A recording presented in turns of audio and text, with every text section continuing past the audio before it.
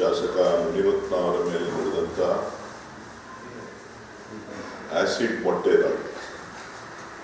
Acid ಮೊಟ್ಟೆ ದಾಳಿ ತಾನೆ?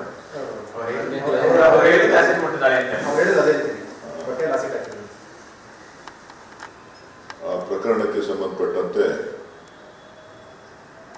ಮಾಧ್ಯಮದವರು ನನ್ನನ್ನು ಕೆಲವು ಪ್ರಶ್ನೆಗಳನ್ನು ಕೇಳಿದ್ರು. ನಾನು ಬೆಳಗಾವಿನಲ್ಲಿ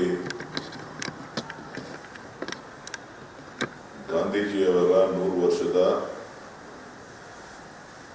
ಅಧಿಕಾರಾವಧಿಯ ಸಂದರ್ಭ ಏನು ನಾವು ಕಾಂಗ್ರೆಸ್ನ ಗಾಂಧಿ ಕಾರ್ಯಕ್ರಮವನ್ನು ನಾವೇನು ಅಂದ್ಕೊಂಡಿದ್ದೇವೆ, ಆ ಒಂದು ಕಾರ್ಯಕ್ರಮದಲ್ಲಿ ಕಳೆದ 1 ವಾರದಿಂದ ನಾನು ಬ್ಯುಸಿಯಾಗಿದ್ದೆ. ಸೊ ನನಗೆ ಅಲ್ಲಿ ಬಂದು ಮಾಧ್ಯಮದವರೆಲ್ಲರೂ ಕೇಳಿದ್ರು. ಅವರಿಗೆಲ್ಲರೂ ಕೂಡ ನಾನು ಬೆಂಗಳೂರಿಗೆ ಬಂದ ನಂತರ ವಿಚಾರ ಮಾಡಿ ತಮಗೆ ತಿಳಿಸ್ತೇನೆ ಅಂತ ಹೇಳಿದೆ.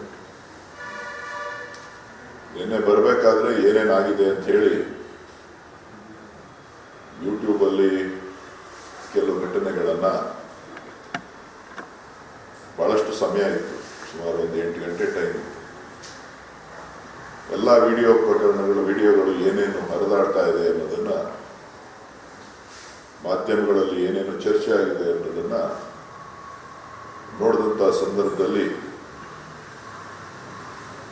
ಮಾನ್ಯ ಶಾಸಕರು ನೇರವಾಗಿ DK ಶಿವಕುಮಾರ್ ಅವ್ರ ಮೇಲೆ ಮತ್ತು ನನ್ನ ಮೇಲೆ ಮತ್ತು ನಮ್ಮ ಪಕ್ಷದ ಕಾಂಗ್ರೆಸ್ ಪಕ್ಷದ ಪರಾಜಿತ ಅಭ್ಯರ್ಥಿ ಕುಸುಮಾ ಅವರ ಮೇಲೆ, ಅವರ ತಂದೆ ಮೇಲೆ ಆರೋಪವನ್ನು ಮಾಡಿ ಆಸಿಡ್ ದಾಳಿ ಮಾಡಿದ್ದಾರೆ ಅಂತ ಹೇಳಿ. ಬಹುಶಃ ಎಷ್ಟು ಚೆನ್ನಾಗಿತ್ತು ಅಂತ ಅಂದ್ರೆ ಆ ವಿಡಿಯೋ, ಆಸಿಡ್ ಅಂತಿದ್ದಂಗೆ ಏನೇನೆ ಆಸಿಡ್ ದಾಳಿ ಆಗುತ್ತೆ. ಆಸಿಡ್ ಅಂತ ನನ್ನಕ್ಕಿಂತ 3 ನಿಮಿಷ 3 ಸೆಕೆಂಡ್ ಮುಂಚಿತವಾಗಿ ಆಸಿಡ್ ಅಂದಿದ ತಕ್ಷಣನೇ 3 ಸೆಕೆಂಡ್ಗೆನೇ ಮೊಟ್ಟೆನಲ್ಲಿ ಗಾಳಿ ಆಗುತ್ತೆ. ನಾನು ಅಂದ್ಕೊಂಡೆ, ಬಹಳ ನೋಡಿದೆ, ಆಗ ಅರ್ಥ ಆಯ್ತು ನನಗೆ, ಓ ಕನ್ನಡ ಚಿತ್ರರಂಗದ ಅಧ್ಯಕ್ಷರಾಗಿ ಸೇವೆ ಸಲ್ಲಿಸಿದವರು, ಜೊತೆಗೆ ನಿರ್ಮಾಪಕರಾಗಿ ಕೆಲಸ ಮಾಡಿದವರು, ಅವಾಗವಾಗ ಸ್ಕ್ರಿಪ್ಟು ಬರಿತೀನಿ ಅಂತ ನನ್ನ ಹತ್ರ ಹೇಳ್ತಿದ್ರು. ಕಥೆನೂ ತಿರ್ತೀನಿ ಅಂತೇಳಿ ಕುರುಕ್ಷೇತ್ರದಲ್ಲಿ ನಿಮ್ಗೆಲ್ಲ ಗೊತ್ತಿದೆ, ತಿರ್ಚಿರೋದು ಹೆಂಗ್ ಬೇಕಾದ್ರೂ ಜನ ತೋರಿಸ್ತೀವಿ ಅಂತ. ಕನ್ನಡ ಚಿತ್ರರಂಗದಲ್ಲಿ ಇತ್ತೀಚೆಗೆ ಸಿನಿಮಾಗಳು ಕಡಿಮೆ ಆಗಿಬಿಟ್ಟಿದೆ, ಒಳ್ಳೆ ಸಿನಿಮಾಗಳಿಲ್ಲ ಅಂತ ಹೇಳಿ ನಾನೇ ಯಾಕೆ ನಟನೆ ಮಾಡಬಾರ್ದು ಅಂತ ಹೇಳಿ ಒಳ್ಳೆ ಡ್ರಾಮಾನ ಸ್ಕ್ರಿಪ್ಟ್ ಮಾಡಿ ನಿಮ್ ಕೈ ಕೊಟ್ಟಿದ್ದಾರೆ. ಪಾಪ ನೀವು ಕೂಡ ಏನು ಇಲ್ಲ ಅಂತ ಹೇಳಿ ಬಹಳ ಚೆನ್ನಾಗಿ ಬಿತ್ತರಿಸಿದಿರಿ. ಸೊ ಅವ್ರಿಗೆ ಅಭಿನಂದನೆಗಳು, ತೋರಿಸಿದಂತ ನಿಮಗೂ ಕೂಡ ಅಭಿನಂದನೆಗಳು. ಸೊ ಇದನ್ನ ಪ್ರಧಾನಮಂತ್ರಿಗಳಿಗೆ ಪತ್ರ ಬರೆದಿದ್ದೀನಿ, ಹೋಮ್ ಮಿನಿಸ್ಟ್ರಿಗೆ ಪತ್ರ ಬರೆದಿದ್ದೀನಿ ಅಂತ ಹೇಳಿದ್ದಾರೆ. ಪ್ರಧಾನಮಂತ್ರಿಗಳಿಗೆ ಪತ್ರ ಬರೆದಿರೋ ವಿಚಾರ ಇರ್ಬೋದು, ಹೋಮ್ ಮಿನಿಸ್ಟ್ರಿಗೆ ಬರೆದಿರೋ ಪತ್ರ ಇತ್ತು, CBI ತನಿಖೆ ಮಾಡಿಸ್ಬೇಕು ಅಂತ ಏನೋ ಹೇಳೋದು. ಹೌದಾ? ನನ್ನ ವಿರುದ್ಧ ಕೊಲೆ ಆತಂಕ ಇದೆ, ಅದಕ್ಕೆ ರಕ್ಷಣೆ ಕೊಡಬೇಕು ಅಂತ ಮುಂಚೆ ಬರೆದಿದ್ದಾರೆ. ಅದೇ ಒಂದು ಸ್ಕ್ರಿಪ್ಟ್ ಬಹಳ ಚೆನ್ನಾಗಿ ಒಂದು ಸ್ಕ್ರಿಪ್ಟ್ ನಡೆದಿದೆ. ಅದಕ್ಕೆ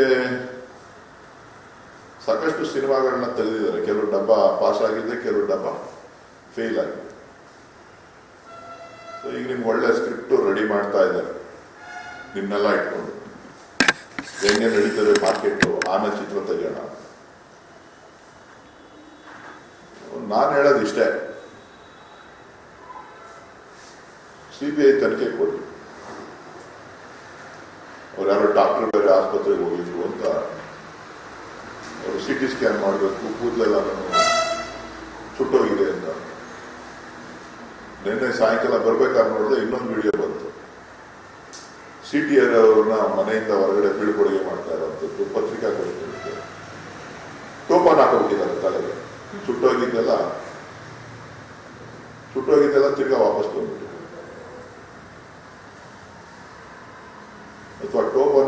ಇದನ್ನ ಬಿಗ್ ಹಾಕೊಂಡಿದಾರ ಅಥವಾ ಒರಿಜಿನಲ್ ಅಂತ ನೀವು ಸ್ವಲ್ಪ ಹೋಗಿ ತಲೆ ಜುಟ್ಟನ್ನ ಚೆಕ್ ಮಾಡಿ. ಯಾಕಂದ್ರೆ ಡಾಕ್ಟರ್ ಹೇಳಿದ ಮಾತು ನಂಬಲೇಬೇಕಲ್ಲ ನೀವು, ಒಳ್ಳೆ ಡಾಕ್ಟ್ರು, ಫೇಮಸ್ ಡಾಕ್ಟರ್. ಸೊ ನಟನೆಯ ಘಟನಾವಳಿಗಳು ಯಾವ ರೀತಿ ಇದೆ ಅನ್ನೋದನ್ನ ನಾನು ನಿಮಗೆ ತಿಳಿಸ್ತಾ ಇದ್ದೀನಿ. ಕೊಡ್ಲಿ, ಏನ್ ಬೇಕಾದ್ರೂ ಕೊಡ್ಲಿ. ಹೋಮ್ ಮಿನಿಸ್ಟ್ರಿಗೆ ಪತ್ರ ಬರೀಲಿ, SPG ಕ್ಯಾಟಗರಿ ಸೆಕ್ಯೂರಿಟಿ ತಗೋಬಿಡ್ಲಿ. ಯಾಕೆ ಗೊತ್ತಾ? SPG ಕ್ಯಾಟಗರಿ ಯಾತಕ್ಕೆ ಬೇಕು ಗೊತ್ತಾ? ರಘು ಅಂತ ಒಬ್ಬ ಇದ್ದಾನೆ, ಡ್ರೈವರ್, ನಿಮ್ಗೆಲ್ಲ ಗೊತ್ತು. ಅದು ತನಿಖೆ ಆಗ್ಬೇಕಲ್ಲಪ್ಪ.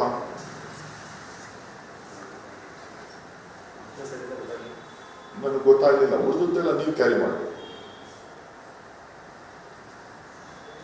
ಇನ್ನೊಬ್ಬ ಮಲ್ಲತ್ತಳ್ಳಿನಲ್ಲಿ ಒಬ್ಬ ಹುಡುಗ ಇದ್ದಾನೆ, ರಂಜಿತ್ ಅಂತ. ಅವನ ಕೈ ಕಾಲೆಲ್ಲ ಮುರಿದ್ಬಿಟ್ಟಿದ್ದಾರೆ.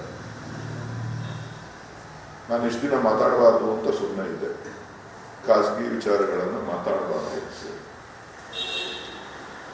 ಬಹಳ ಬೊಬ್ಬೆ ಇಟ್ಕೊಂಡು ಸೋಲ್ಸ್ಬಿಟ್ರು ಅಂದ್ಬಿಟ್ಟು ಯಾರನ್ನ MLA ಮಾಡಕ್ಕೆ ನಾನು ಸೋಲ್ಸ್ಬಿಟ್ಟೆ ಅಂತ. ರಂಜಿತ್ ಅನ್ನೋರ್ನ ಯಾತಕ್ಕೆ ಹೊಡೆದ್ರು, ಯಾತಕ್ಕೆ ಅವ್ರ ಕೈಕಾಲು ಮುಟ್ರು ಅನ್ನೋದನ್ನ ಅದನ್ನು CBI ತನಿಖೆಗೆ ಅವರೇ ಮಾತು ಕೊಟ್ಬಿಡ್ಲಿ. CT ರವಿಯವರು ಅವರು ಇಬ್ಬರು ಸೇರಿ ಅವರೆಲ್ಲ ಹೈಕಮಾಂಡ್ಗೆಲ್ಲ ವರದಿ ಕೊಟ್ಟಿದ್ದಾರಂತೆ. ಆ ವರದಿನಲ್ಲಿ ಇದನ್ನು ಸೇರಿಸ್ತೀವಿ. ಆಮೇಲೆ ಯಾರೋ ಬಾಲಾಜಿ ಅಂತ ವೋಟರ್ ID ಕೇಸಲ್ಲಿ ತಿರುಪ್ತಿ ಲಡ್ಡು ತಗೊಂಡೋಗ್ಬಿಟ್ರಂತೆ.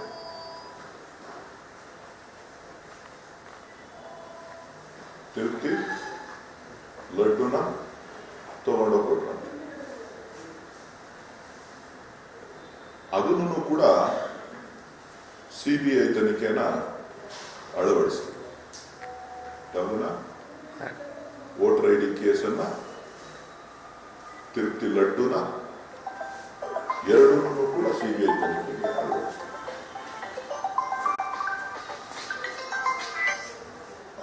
ಅಳವಡಿಸ್ಬೋದಲ್ಲ ಅವರೆಲ್ಲನೂ. ಸೊ ಒಟ್ಟಾರೆ ನನ್ನನ್ನು ಸೋಲಿಸಿದ್ದೀನಿ ಅಂತ. ನನ್ನನ್ನು ಸೋಲಿಸಿರೋದು ಜನನೇ ಹೊರತು BJPಯ ನಾಯಕರುಗಳಲ್ಲ ಅಂತೇಳಿ ಡೇ 1 ಅಲ್ಲೇ ಹೇಳಿದ್ದೀನಿ.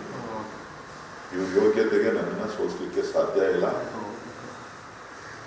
ಜನ ತೀರ್ಮಾನ ಮಾಡಿ ನನ್ನನ್ನು ಸೋಲಿಸಿದ್ದಾರೆ, ಅದನ್ನು ನಾನು ಅಕ್ಸೆಪ್ಟ್ ಮಾಡಿದ್ದೀನಿ. ಇವ್ರೇನೋ ಸಾಧನೆ ಮಾಡ್ಬಿಟ್ಟಿದ್ದೀನಿ ಅಂತೇಳಿ ನನ್ನ ಹೆಸರು ಹೇಳ್ಕೊಂಡು ಬೆಳೆ ಬೇಯಿಸ್ಕೊಳ್ಳೋದಕ್ಕೆ, ನನ್ನ ಹೆಸರು ಹೇಳಿದ್ರೆ ಇವ್ರು ಸಿನಿಮಾ ನಡೆಯೋದು BJPನಲ್ಲಿ, JDS ಅಲ್ಲಿ. ಇವ್ರು ಸಿನಿಮಾ ನಡಿಬೇಕು ಅಂತ ಅಂದ್ರೆ ನಮ್ಮ ಅಣ್ಣನ ನೆನೆಸ್ಕೊಳ್ಳಿಲ್ಲ ಅಂತ ಅಂದ್ರೆ ಇವ್ರಿಗೆ ನಡೆಯೋದಿಲ್ಲ. ಪಾಪ CT ರವಿಯವರಿಗೆ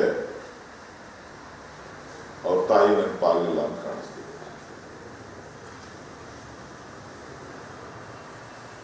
ಒಕ್ಕಲಿಗರ ಹೆಣ್ಣು ಮಕ್ಕಳನ್ನ ಯಾವ ರೀತಿ ಅಸಭ್ಯವಾಗಿ ವರ್ತನೆ ಮಾಡಿದ್ದಾರೆ ಅನ್ನೋದನ್ನ ತಾವು ಒಪ್ಕೊಳ್ಳೋದಂದ್ರೆ ಮತ್ತೊಮ್ಮೆ ಆಡಿಯೋ ಪ್ಲೇ ಮಾಡಿ ತೋರಿಸ್ತೀವಿ. ಅದನ್ನ ಈಗಾಗಲೇ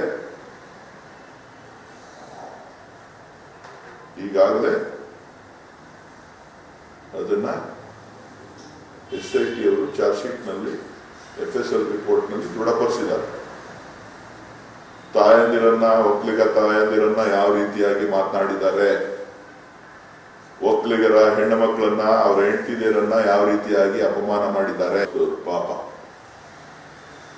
ಸಂಸ್ಕೃತಿ ಬಗ್ಗೆ ಮಾತನಾಡ್ತಾರೆ. ಒಬ್ಬರು ವಿಧಾನಸಭೆಯಲ್ಲಿ ಪ್ರಾಸ್ಟಿಟ್ಯೂಟ್ ಅಂತ ಹೇಳ್ತಾರೆ, ಅವ್ರನ್ನ ಇವರು ಹೋಗಿ ಸಾಂತ್ವನ ಮಾಡ್ತಾರೆ.